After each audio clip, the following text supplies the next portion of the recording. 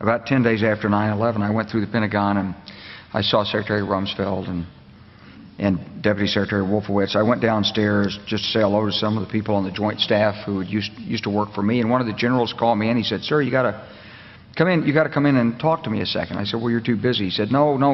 He says, "We've made the decision. We're going to war with Iraq." This was on or about the 20th of September. I said, "We're going to war with Iraq. Why?"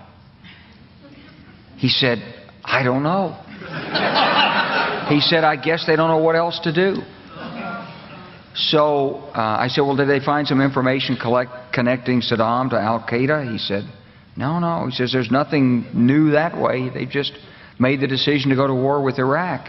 He said, "I guess it's like we don't know what to do about terrorists, but we've got a good military and we can take down governments." And he said, "I guess if the only tool you have is a hammer, every problem has to look like a nail." So I came back to see him a few weeks later, and by that time we were bombing in Afghanistan. I said, "Are we still going to war with Iraq?" And he said, "Oh, it's worse than that."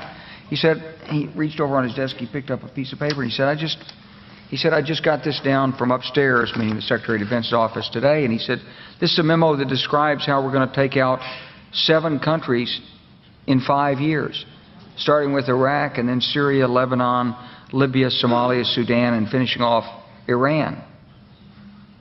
I said, "Is it classified?" He said, "Yes, sir." I said, "Well, don't show it to me." And I saw him a year or so ago, and I said, "You remember that?" He said, "Sir, I didn't show you that memo. I didn't show it to you."